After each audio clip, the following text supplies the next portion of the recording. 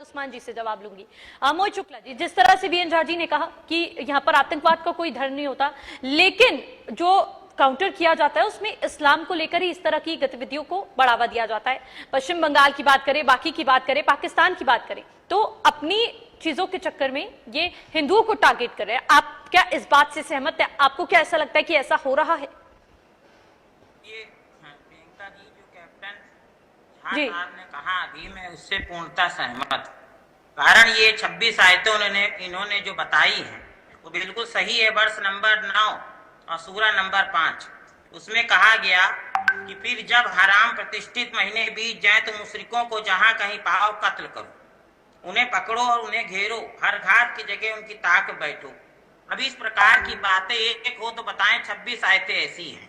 अब उसको जो है फिर कहा कि इनको नमाज कायम कराओ, जकात मांगो, ना दें तो उनको मार दो, दे दें तो छोड़ दो। इस तरीके की नफरत भरी बातें, जो कि देखिए हमारे यहाँ वसुधैव कुटुंबकम सनातन सिखाता है, सर्वे भवन्तु सुखिनः सिखाता है। मैं कभी ऐसी बातों को जो नफरत फैलाने वाली है उनका कभी पक्ष नहीं लेता हूँ। मैं हमेशा दया, शांति, करुणा की बात करता था, करता हूँ और करता रहूंगा।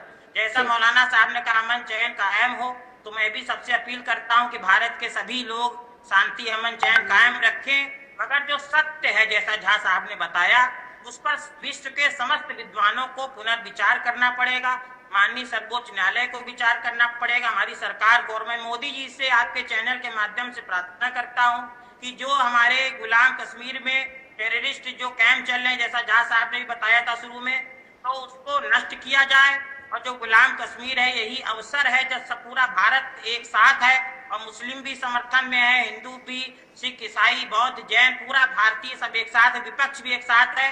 पूरा भारत के लोग मिल के पूरी हमारी फौज को स्वतंत्रता प्रदान की जाए और वो गुलाम कश्मीर को स्वतंत्र कराए और वहाँ जो आतंकवादी कैंप उनको नष्ट करे, आतंकवादियों को मार के जो है नष्ट कर दिया जाए और मानवता की रक्षा हो। और इससे जो है बिल्कुल पीक पर ये चीज पहुंच गई है, नफरत की जो आग है कि निर्दोष लोग, निहत्थे लोग, भोले भाले लोगों को मारा गया।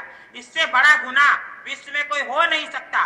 कोई धर्म, कोई मजहब, कोई पंथ, कोई संप्रदाय इस घटना को जायज ठहरा नहीं सकता किसी भी एंगल से। आप सोचिए कि हम लोगों को हथियार, किसी आम आदमी को हथियार रखने की इजाजत नहीं है। कश्मीर में एक चाकू नहीं, सुई तक नहीं ले जा सकते। और एयरपोर्ट पे एक सुई तक, एक आपको आलपिन तक अगर रह जाए तो उसको भी निकाल देते हैं। अब आप सोचिए कि निहत्था होके आपको भेज दिया जाता है, फिर वहां चुन चुन के मार दिया जाए धर्म के नाम पर, तो आम आदमी की सुरक्षा की जिम्मेदारी कौन लेगा? वहां की फौज के भरोसे हम जाते हैं। मैं खुद कश्मीर में 1 महीना रहा हूँ और मैंने यूनिवर्सिटी ऑफ कश्मीर से अपनी धर्मपत्नी को बीएड भी करवाया है। तो जाहिर सी बात है, मेरा अक्सर आना जाना रहता था। मैं 5-6 बार वहाँ गया। मैंने यूनिवर्सिटी ऑफ कश्मीर में वैदिक लेक्चर भी दिया। वहाँ के मुस्लिमों ने मुझे कुरान शरीफ भी भेंट की, वो मेरे पास है। सब कुछ मैं वहाँ रहा, सब ठीक है।